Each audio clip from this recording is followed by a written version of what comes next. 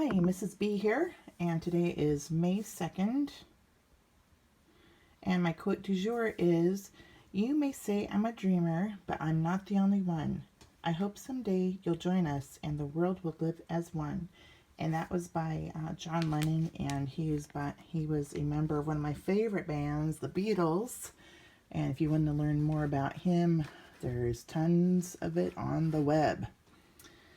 The story today I selected is Monster Mama, and the first time I saw this was at my friend Carol's house, and she read it to her little kids back a few years ago, and so I purchased it for my daughter when she was little.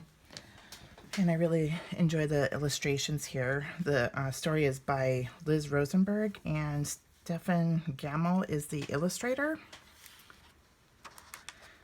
And it's the Putnam and Grosset Group book.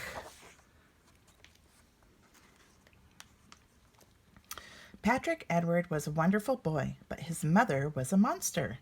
She lived in a big cave in the back of the house.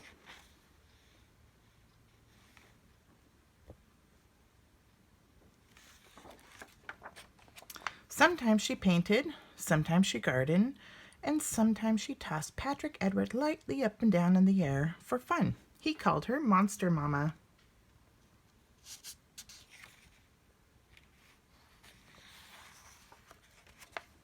Her bad moods terrified the neighborhood. Still, she had the sweetest touch in the world when Patrick Edward ran a fever.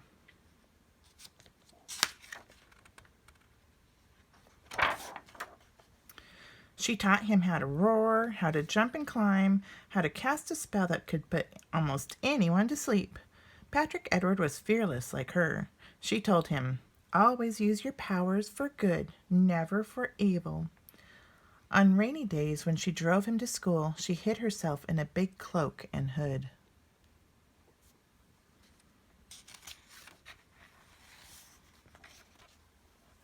When he invited friends over, she baked cookies for them and watched secretly from the cave.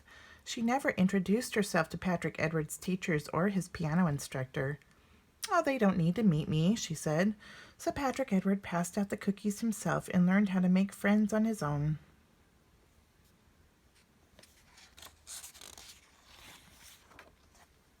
One day, Patrick Edward's mother told him to pick out something lovely for dessert. "Something with strawberries," she called after him.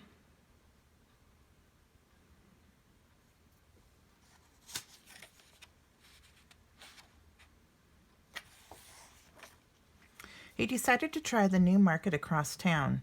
He picked out some lovely strawberry tarts. But out in the parking lot, 3 big boys circled him. "Yum," said the first boy, grabbing the grocery bag. Another boy waved a baseball bat. Patrick Edward was unafraid. "Creeps," he sang out, snatching back the bag. The boys ran after him. They chased him down the street and into an empty lot. "Villains, farewell," howled Patrick Edward. He jumped over a creek, flew through the woods, and bounded up the side of a small mountain. But the 3 boys caught up. "We'll show him who's boss," they said. So Patrick Edward chanted the spell that would make them fall asleep. But though he had said the words in the right order and looked them straight in the eye, those boys couldn't be charmed. They gobbled up Patrick Edward's lovely dessert and tied him to a tree with a piece of twine. They threw his cap off the mountain and tossed the paper bag after it.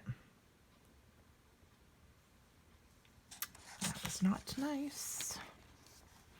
"Lizards," Patrick Edwards said scornfully. "Death to all tyrants."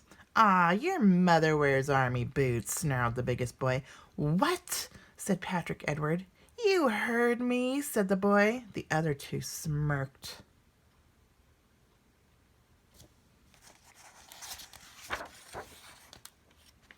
"You leave my mother out of this," Patrick Edward roared so loudly the whole mountain rang. He broke the baseball bat like a loaf of stale bread and tossed the pieces over his shoulder.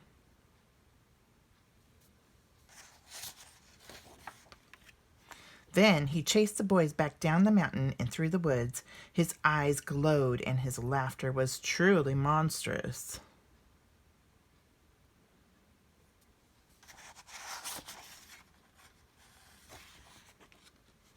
Who knows what might have happened next, but Monster Mama heard the echoes of his roar. She zoomed out of her cave like a fast-moving freight train and sailed over to the crick in one graceful leap. "Who is that?" shrieked the boys. "Let's skip the introductions," Patrick Edward's mother howled. "Pick up that bag." The three boys scampered after it. "Don't forget the hat," she snapped. They found it hanging from a bramble bush. "And who broke the baseball bat?" Her eyes had little red flames in them. Patrick Edward blushed. "And I still want something lovely for dessert," she thundered. And she marched all the boys back home, where they feverishly sifted and stirred and baked a strawberry tea cake with French whipped cream on top.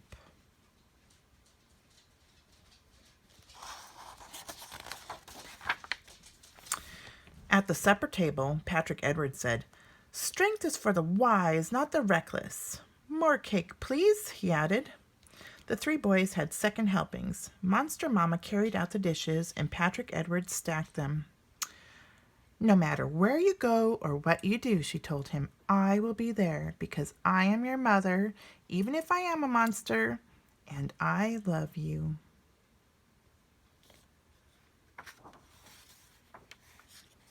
As soon as it grew dark, Patrick Edward walked the boys to the gate. "Your mother is something else," they told him admiringly. "It runs in the family," answered Patrick Edward.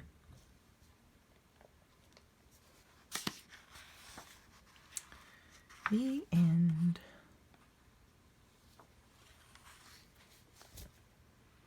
All right. Until next time, you guys have a wonderful day.